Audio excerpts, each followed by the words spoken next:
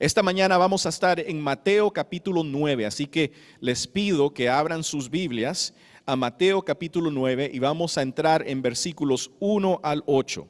Ahora, hace 2 semanas vimos a Jesús llamar a sus primeros discípulos en Mateo 4 y les ordena que les sigan.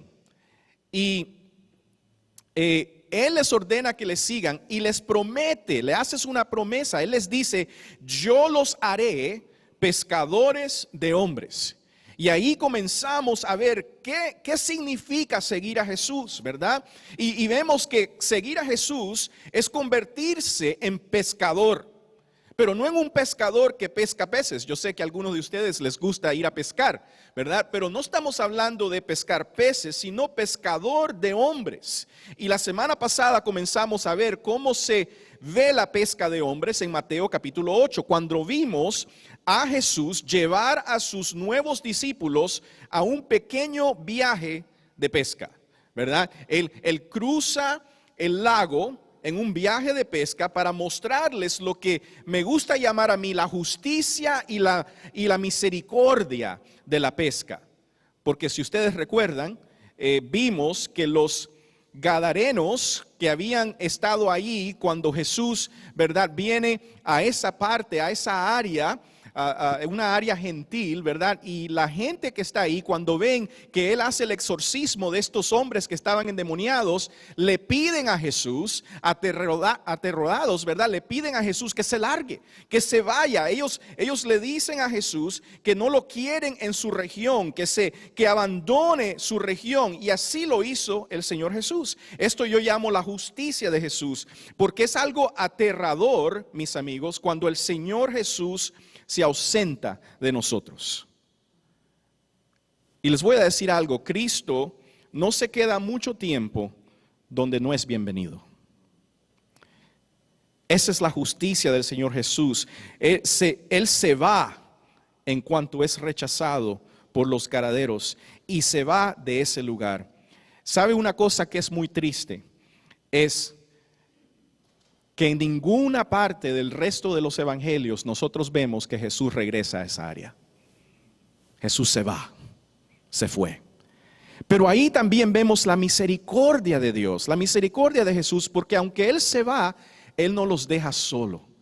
Pero uno de los hombres endemoniados que quiere seguir a Jesús, Jesús le dice que se quede ahí, que Él regrese a casa. Y al regresar a casa, que Él predique sobre lo que el Señor ha hecho con Él y la misericordia que Dios ha mostrado con Él. Así que vemos lo lindo que es el Señor, que Jesús, aunque Él podía haber traído juicio a los gadarenos, al igual que Dios lo hizo con Sodoma y Gomorra, el Señor Jesús no hace eso, sino que Él les manda un misionero, ¿verdad? Porque como nosotros vimos en Marcos capítulo 5, ese hombre es dejado atrás y él comienza a predicar la palabra de Dios y a recordarle a sus compatriotas, ¿verdad?, lo que el Señor ha hecho por él, ¿verdad? De la misma manera, mis hermanos, nosotros somos testimonios vivos de la misericordia de Dios. Lo que Dios ha hecho por nosotros, eso es lo que nosotros somos también. Jesús nos ha llamado intencionalmente a todos y a cada uno de nosotros que hemos recibido el perdón de nuestros pecados a través de la fe en el sacrificio de Cristo. Y ahora estamos viviendo como testimonios de su gracia y misericordia. En ese día, Jesús tenía un pecador que había venido a salvar. Yo me recuerdo el día 30 de marzo de 1997, Jesús también tuvo un pecador que vino a salvar. Y ese pecador es el que les predica en esta mañana como testimonio de su misericordia y su gracia. Eso es lo que somos. Así que la pregunta que se ha convertido el título de nuestra serie es: ¿quién es tu uno? ¿Quién es tu uno? Si Cristo nos ha llamado a seguirle,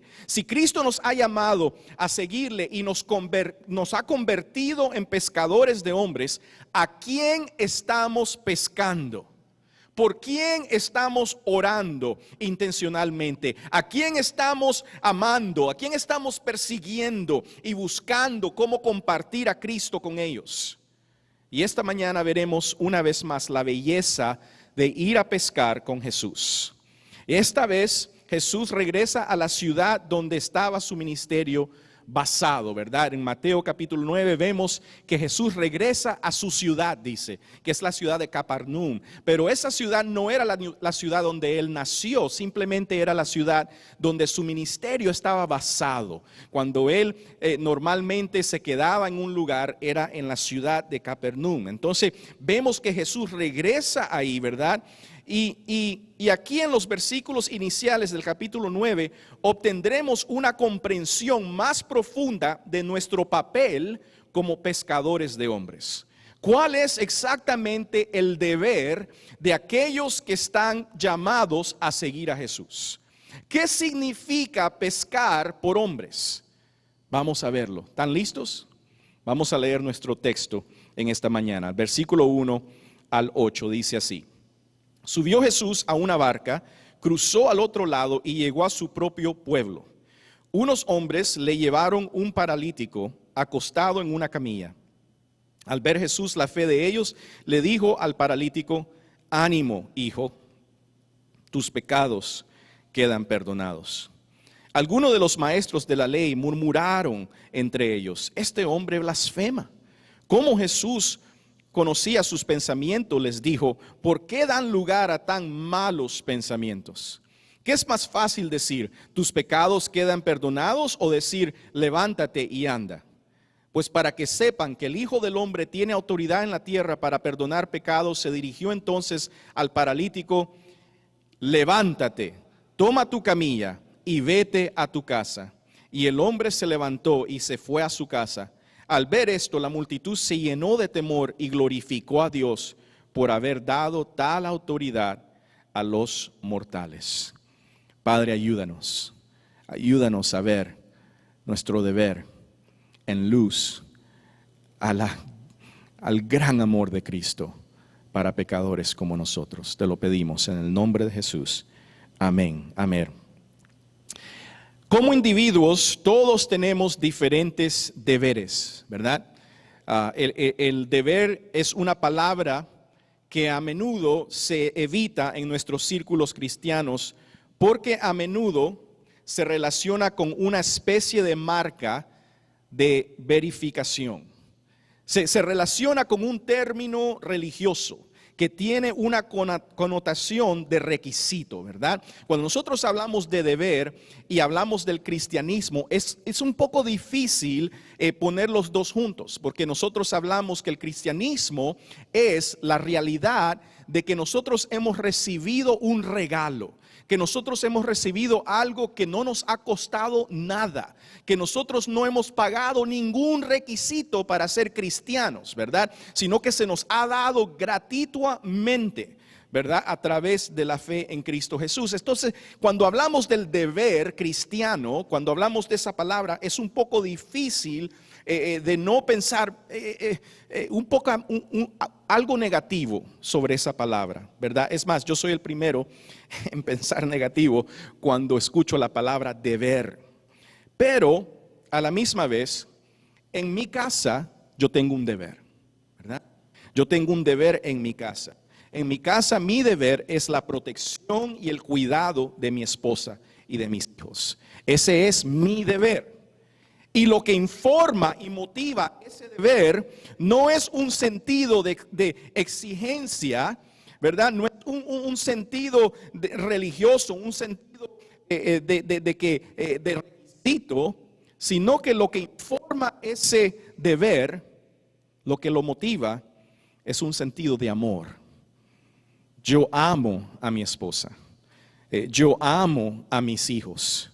Y el amor que tengo por ellos me impulsa entonces a cumplir con mi deber. En la iglesia yo tengo un deber también. En la iglesia yo tengo el deber de pastorear. Tengo el deber de pastorear el rebaño de Dios que nos ha sido confiado aquí a los pastores de esta iglesia. Ese es mi deber. Y lo que informa y motiva ese deber es el amor de Dios por nosotros. su rebaño que Él compró con su propia sangre. No es un sentido de exigencia lo que me lleva a pastorear. No es que yo tenga algún requisito que cumplir lo que me lleva a pastorear, ¿verdad? No es un cheque cada 2 semanas lo que me lleva a pastorear, sino lo que me lleva a pastorear es el amor que he recibido, que desborda amor a aquellos que como yo somos unidos a Cristo Jesús. Iglesia, lo que estoy tratando de mostrarles es que el amor nos obliga al deber. El amor nos obliga al deber. Y el deber no es una esclavitud de requisitos esperados, sino el deber es el fruto del amor. El deber es el fruto del amor. En el libro de los Hechos, capítulo 4, vemos a Pedro y Juan arrestados después de haber sanado a un hombre paralítico a la entrada del templo y haber predicado el evangelio a la son de 5,000 personas que llegan a conocer a Jesús y se les amenaza, ¿verdad? Se les arresta, se les amenaza y se les dice que no pueden seguir predicando sobre este Jesús. Y Pedro valientemente se encuentra en el mismo lugar donde solo hace 50 días antes había negado conocer a Jesús, frente a los mismos hombres que habían matado a Jesús.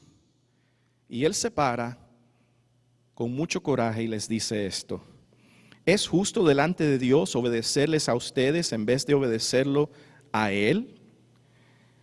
Júzguenlo ustedes mismos. Nosotros no podemos dejar de hablar de lo que hemos visto y oído. ¿Qué está diciendo Pedro? Él está diciendo, pues, puedes decirme que me calle todo lo que tú quieras. Mátame si es necesario. Pero he visto y he oído hablar de tal amor. He experimentado tanto amor que no importa lo que me digas. No importa cuánto me trates mal. No importa que me arrestes. No importa, porque he considerado tan amor que es mi deber continuar predicando a quien Dios envió para rescatar a los pecadores como yo de la muerte verdadera. Iglesia, aquellos de nosotros que esta mañana tenemos el afecto ardiente del amor de Dios por nosotros en Cristo Jesús, tenemos un deber.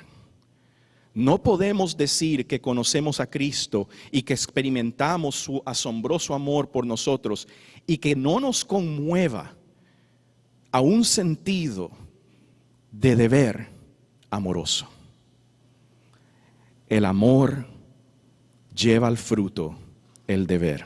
Así que esta es la pregunta directiva para nosotros en esta mañana. ¿Cuál es el deber de aquellos que han sido llamados misericordiosamente a seguir a Jesús? ¿Cuál es el deber de aquellos que han sido llamados misericordiosamente a seguir a Jesús? Y creo que nuestro texto esta mañana nos va a responder esta pregunta. Ahora, para aquellos que son muy inteligentes, mucho más que yo, tenemos muchos, y que son muy bíblicos, la pregunta más importante que este texto responde no es esa. La pregunta más importante que este texto responde es ¿quién es Jesús? ¿Y qué tipo de autoridad tiene Jesús? Y eso lo vamos a ver a través de nuestro texto, pero a la misma vez veremos y vamos a contemplar cómo Jesús la semana pasada llevó a sus discípulos a pescar a un hombre motivado por amor a él y a esa ciudad. Y cómo hoy nosotros vemos que nosotros en Jesús también deberíamos de ser motivados de la misma manera. Así que, ¿cuál es la pregunta? ¿Cuál es el deber de aquellos que han sido llamados misericordiosamente a seguir a Jesús? Número 1, este es nuestro deber. Transportamos personas desesperadas a Jesús.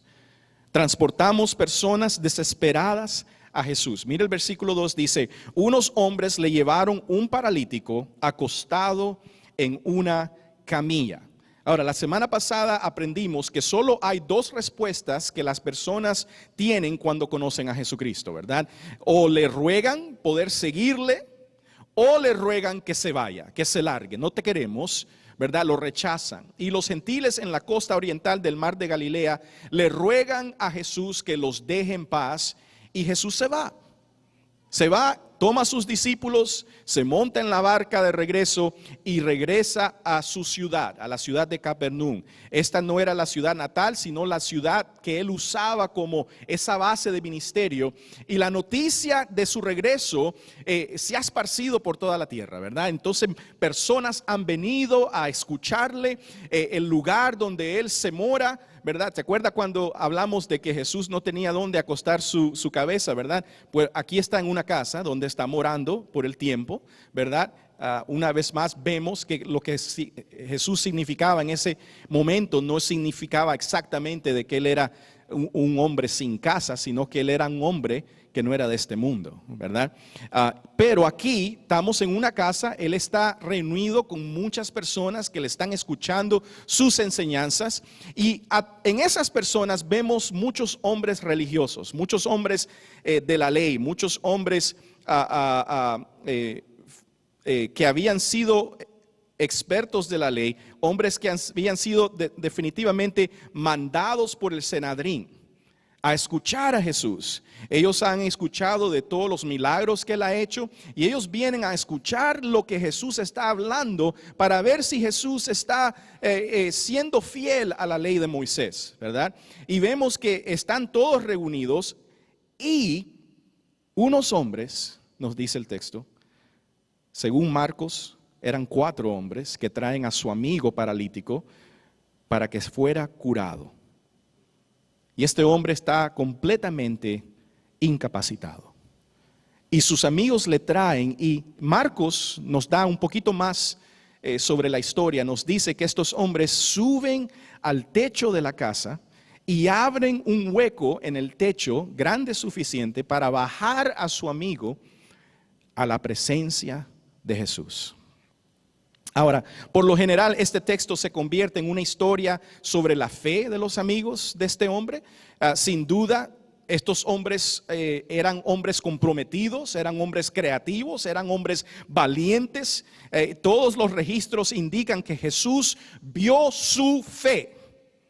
Hay una razón por la cual en todos los textos nos dicen que vio su fe. Ellos tenían un afán, ¿verdad? Un afán de querer traer a su amigo a los pies de Jesús. Pero el propósito principal para el cual Mateo tiene derechos sobre esta cuenta no es señalar al paralítico o señalar a sus amigos.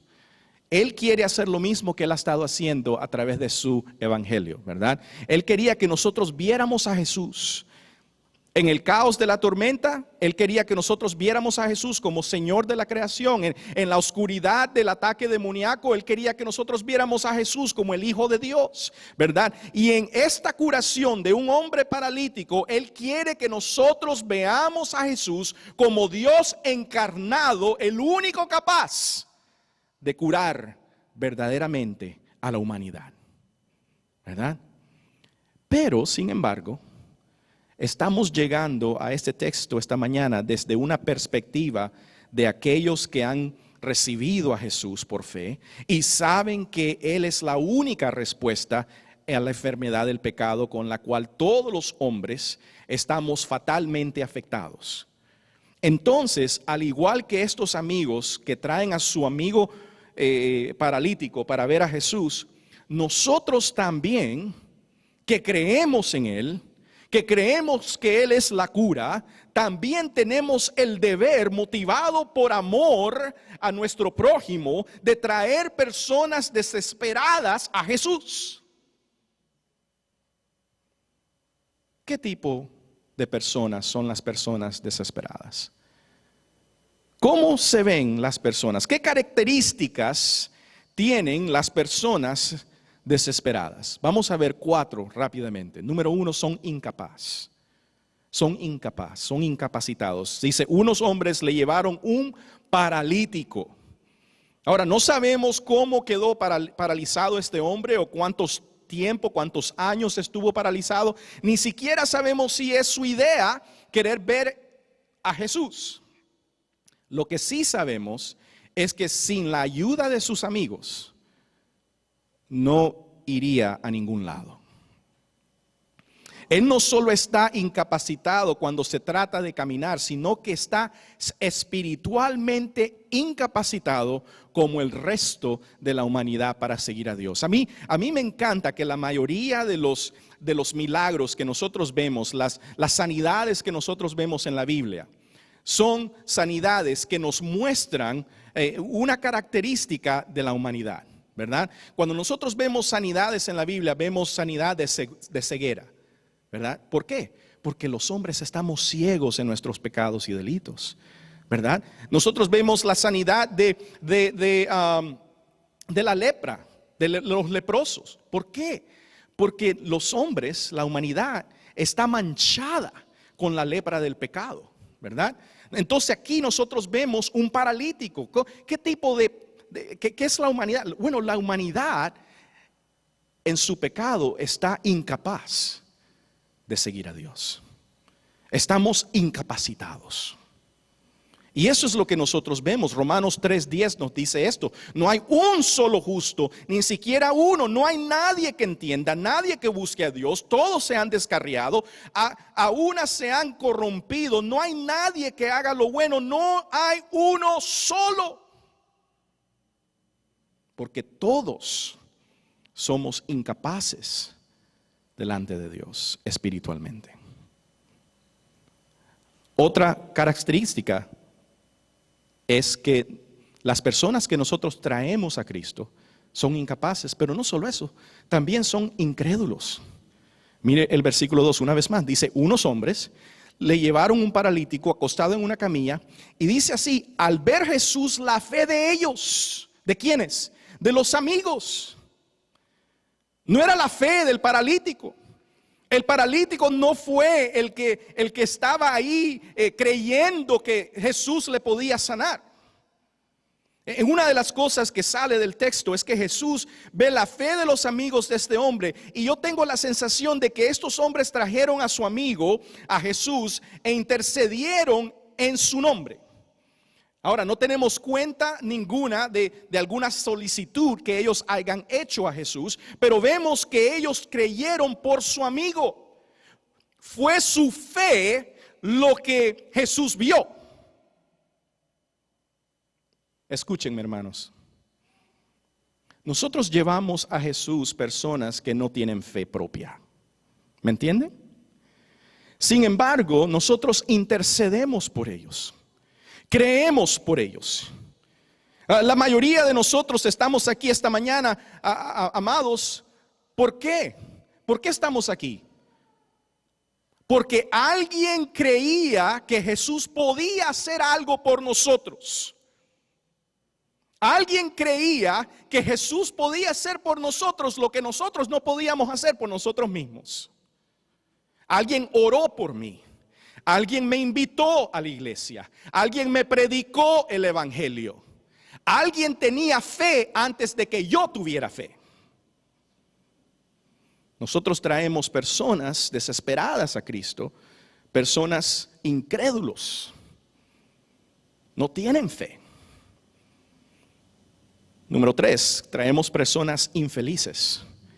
Mire el versículo 2 de nuevo, dice: unos hombres le llevaron un paralítico acostado en una camilla. Al ver Jesús la fe de ellos, le dijo al paralítico: ánimo. Imagínense estar atados a una cama sin poder levantarse. Imagínense eso. ¿Cómo sería eso, verdad? Y así es como vive la humanidad fuera de la liberación de Cristo. Estamos atados a nuestro pecado, incapaces de salir de él y desanimados. Ahora, yo sé que no todo mundo acepta esa realidad. Nos ponemos máscaras. Es increíble para mí cómo ha subido en los últimos años el porcentaje de personas que se toman la vida. Y muchos de ellos se ven muy successful. How do you say that? Exitosos, ¿verdad? Muchos de ellos se ven exitosos, tienen grandes sonrisas en sus caras. Nadie pensó de que eran capaces de hacer eso. Pero toda la humanidad sin Cristo somos infelices. Por mucho que nosotros sonreamos, por mucho que nosotros nos enmascaremos, por mucho que nosotros ignoramos y adormecedamos con todo tipo de cosas, ¿verdad? Pero independientemente de las sonrisas en los rostros de nuestros vecinos, en el corazón que está sin Jesús, existe una profunda sensación de desánimo crónico. Estamos crónicamente infelices.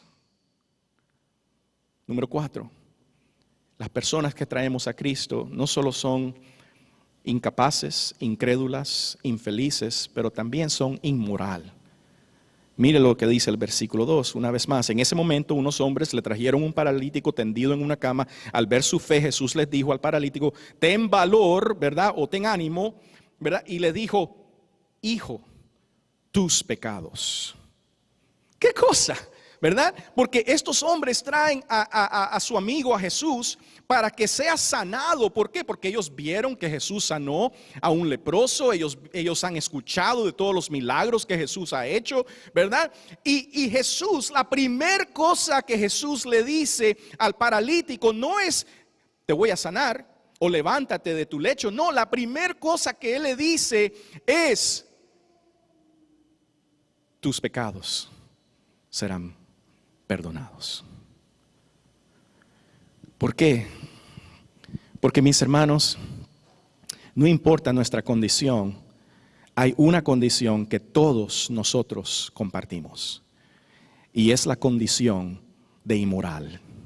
Todos estamos corruptos, todos somos pecadores, todos hemos fallado ante la ley perfecta de Dios. Todos caemos de la gracia de Dios.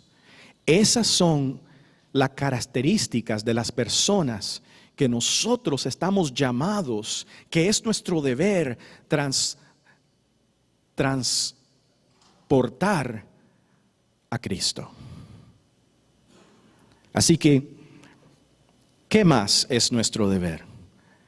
No es solo transportar personas desesperadas a Cristo, pero también es transmitir el mensaje de perdón en Jesús. Transmitir el mensaje de perdón en Jesús. Miren el versículo 2 una vez más. Jesús, a la primera cosa que Jesús le dice al paralítico es: ánimo, hijo, tus pecados quedan perdonados. Mis amigos, mis hermanos, mis amados, hay muchas cosas que nosotros podemos decirle a la gente que Jesús le ofrece.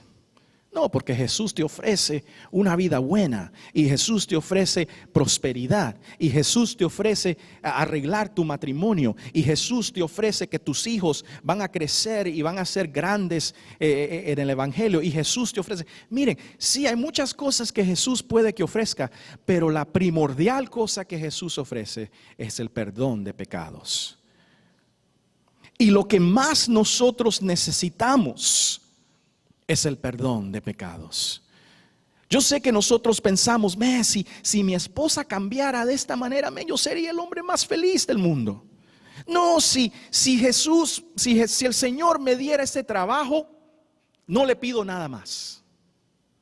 Porque nosotros pensamos que las cosas que más necesitamos son las cosas inmediatas alrededor de nosotros. Pero no, lo que más necesitamos es el perdón de nuestros pecados. Porque nuestros pecados es la razón por la cual nos encontramos en la condición que nos encontramos. Y ese es el mensaje de Jesús. No es venir a darte más trabajo, a darte más dinero, a darte más prosperidad, a darte más bendiciones, a darte más relaciones con otras personas. No, es a darte el perdón de pecados. Nuestra verdadera condición es una condición de pecadores. Esa es nuestra verdadera condición. Y Jesús viene y transmite, Él proclama, Él habla sobre este pecador y les dice: tus pecados quedan perdonados. ¿Qué palabra más linda?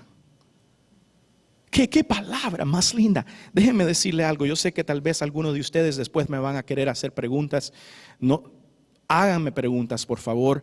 Llámenme, mándenme un correo electrónico. Pero yo les voy a decir algo. La palabra que trae fe a nuestros corazones es la palabra del perdón de pecados. Sí, nosotros, a través de la ley, nosotros vemos nuestra condición. La ley, cuando es predicada, nosotros vemos que nosotros no llegamos al estándar de Dios y reconocemos que estamos perdidos, que estamos condenados bajo la ley.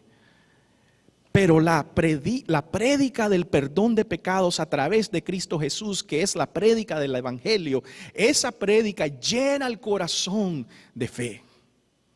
Porque como les puedo decir, este hombre no tenía fe. Él vino a ser sanado de su parálisis. Él no vino a ser perdonado de sus pecados. Pero cuando nosotros escuchamos la proclamación del Evangelio, que estamos perdidos y condenados, pero que Cristo viene a pagar el precio por nuestros pecados y a través de nuestra fe en Él, Él nos perdona de pecados. Eso es lo que produce fe. Por eso la palabra en Romanos 10 nos dice que es la prédica del Evangelio la que produce fe. Fe viene a través del escuchar, el escuchar la palabra del Evangelio de Cristo. Entonces, ese es nuestro deber. Nosotros transportamos personas a Jesús, ¿verdad? ¿Qué quiere decir eso? ¿Quién es Jesús? Jesús es la iglesia. Jesús está en su iglesia. Nosotros somos el cuerpo de Cristo y nosotros los transportamos, nosotros los invitamos, nosotros decimos: mira, ven a cenar a mi casa, ven eso, déjame servirte de esta manera. O sea, hacemos amistades con personas, los transportamos al contexto donde Cristo está. Y después nosotros proclamamos o transmitimos el mensaje de salvación, la prédica de la redención y el perdón de pecados, ¿verdad? Eso es lo que hacemos. Ahora, ¿por qué estamos tan seguros nosotros de que Jesús puede perdonar pecados a través de nuestra transmisión de su mensaje? Porque es posible que usted esté aquí y usted diga: bueno, pero Jesús es Jesús, pero ¿por qué yo, verdad? ¿Cómo yo puedo proclamar perdón de pecados? Le voy a dar 3 cosas rápidas. Número 1, porque Él tiene la autoridad. En el versículo 6 nos dice, ¿verdad? Cuando llegamos al versículo 6, hemos llegado, después de que Jesús dice eso, los que están ahí comienzan a pensar: este hombre está blasfemando. ¿Qué quiere decir blasfemando? Quiere decir que él está poniéndose en una posición de Dios. Él está exaltándose a la posición de Dios. Y ellos dicen: ¿por qué? ¿Por qué? Porque ellos racionan, ellos conocen la palabra de Dios y ellos saben que el único que puede perdonar pecados es Dios. Nadie, ningún hombre puede perdonar pecados porque nosotros estamos caídos. Yo podré perdonar el pecado de Josh, por ejemplo, si él pega contra mí, ¿verdad? Pero yo no puedo perdonarle a Josh el pecado que él tiene contra Dios. ¿Cómo es posible que este hombre esté perdonando pecado? Eso está pasando por el pensamiento de los maestros que están ahí. Y Jesús, conociendo sus mentes y sus corazones, ¿verdad?, les habla y les dice: ¿por qué ustedes están pensando estas cosas malas? Y mire lo que les dice en el versículo 6, les dice: pues para que sepan que el Hijo del Hombre tiene autoridad en la tierra para perdonar pecados.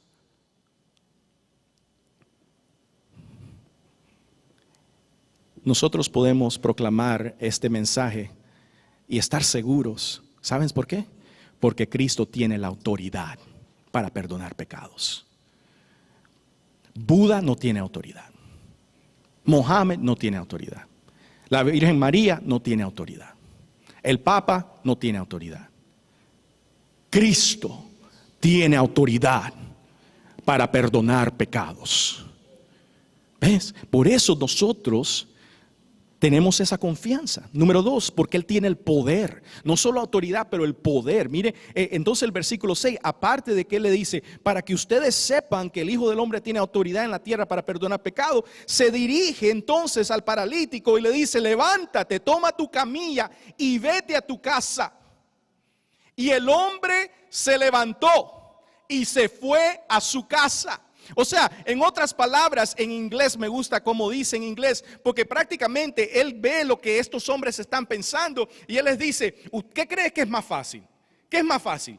¿Que yo le diga a él que sus pecados están perdonados o que yo le diga a él que se levante? Entonces, claro, ellos comienzan a pensar, bueno, es más fácil que le digas que sus pecados son perdonados porque nadie lo va a saber. ¿Qué sé yo si sus pecados son? Yo le puedo decir a Brian, tus pecados están perdonados. Y yo no sé nada. ¿Cómo puedo yo verificar eso? ¿Verdad? Entonces ellos dicen, bueno, es más fácil que le diga que sus pecados son perdonados. Y él le dice, bueno, para que sepan entonces que yo sí tengo el poder para perdonar pecados, yo le voy a decir ahora que se levante y que se vaya a su casa. Y el hombre se levantó y se fue a su casa. Cristo tiene la autoridad, Cristo tiene el poder. Pero lo más importante de esto es esto, miren, que porque es que Él está con nosotros. Nosotros tenemos la seguridad de que podemos proclamar el perdón de pecados a través de Cristo y tener la seguridad de que el Señor puede perdonar pecados. ¿Por qué? Porque Él tiene la autoridad, Él tiene el poder y Él está con nosotros. Él está con nosotros. Miren, el versículo 8 dice, ¿verdad? Al ver esto, al ver lo que sucede, la multitud se llenó de temor y glorificó a Dios por haber dado tal autoridad a los mortales. ¿Qué significa esto? ¿Verdad? O sea, Cristo no es simplemente un mortal. Él no es simplemente un hombre. Por eso Él les dice, para que ustedes vean que el Hijo del Hombre, que el Hijo de Hombre tiene autoridad, ¿verdad? Es lo que le está diciendo. El Hijo del Hombre es el Dios encarnado. Dios encarnado. Pero aquí yo creo que en este versículo nosotros vemos algo que Mateo está anticipando, porque en otros versículos, se los voy a dar ahora, Dios nos dice que Él nos da a nosotros autoridad. Y dice que la gente se glorió en Dios al ver que Dios le había dado autoridad a hombres para el perdón de pecados, ¿verdad? Déjenme decirles algo, nosotros tenemos la autoridad de Cristo con nosotros. No es nuestra autoridad, no es la autoridad de José Prado, no. Es la autoridad de Cristo que mora en su iglesia. Es la autoridad de Cristo, el poder de Cristo que está aquí con nosotros a través de la presencia de su Espíritu, ¿verdad? En Mateo 16, versículo 19 nos dice esto, ¿verdad? Después de que Pedro da esa gran exclamación cuando Jesús les pregunta, ¿quién dicen ustedes que soy yo? ¿Verdad? Pedro dice, tú eres el Hijo de Dios. Y Jesús le dice, bendecido eres porque esto ha sido dado de ti por mi Padre en el cielo, ¿verdad? Y mire lo que les dice, y yo les daré las llaves del reino de los cielos. Todo lo que ates en la tierra quedará atado en el cielo, y todo lo que desates en la tierra quedará desatada en el cielo. ¿Qué significa eso? Que nosotros tenemos las llaves del reino de los cielos. ¿Sabes qué son las llaves? Es el evangelio de Jesucristo. Tenemos el evangelio de Jesucristo, la autoridad, las llaves. Cuando nosotros proclamamos ese evangelio, cosas son desatadas y cosas son atadas. Y esa autoridad, ese poder mora en la iglesia de Cristo con nosotros. En Mateo 28 también Jesús se acercó entonces a sus discípulos y les dice esto: se me ha dado toda autoridad en el cielo y la tierra. Por tanto, vayan y hagan discípulos de todas las naciones, bautizándolos en el nombre del Padre y del Hijo y del Espíritu Santo, enseñándoles a obedecer todo lo que les he mandado a ustedes. Y les aseguro que estaré con ustedes siempre hasta el fin del mundo.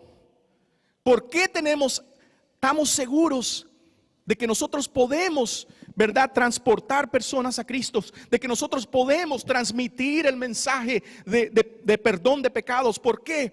Porque tenemos la autoridad y el poder de Cristo morando aquí en la iglesia a través del Espíritu Santo que ha sido derramado, y el Señor Jesús está aquí en su presencia con nosotros para siempre.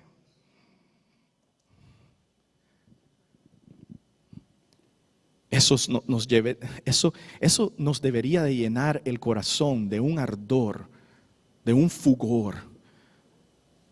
Cristo mora en mí y yo tengo su palabra y la autoridad y el poder para proclamar el perdón de pecados a través de Cristo Jesús. Y la última cosa, el último deber que tenemos es transmitimos la gloria de Dios en Jesucristo. El versículo 8 nos dice: al ver esto, la multitud se llenó de temor y glorificó a Dios por haber dado tal autoridad a los mortales. Mis hermanos, vivimos en un mundo perdido, un mundo que no adora a Dios, un mundo que no conoce la gloria de Dios en Cristo Jesús. Pero nosotros tenemos la gloria de Dios en nosotros. Nosotros somos testimonios de la gloria de Dios.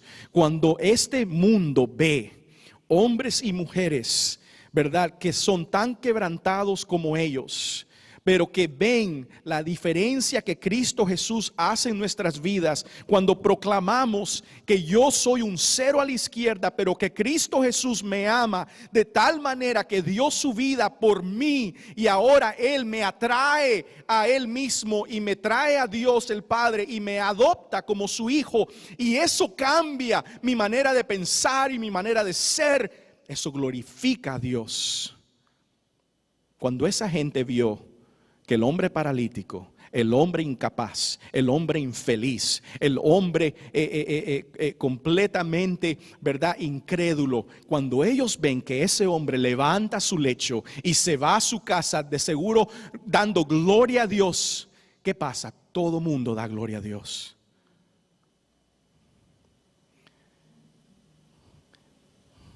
En una ciudad tan oscura como Miami, nosotros somos esos testimonios de la gloria de Dios.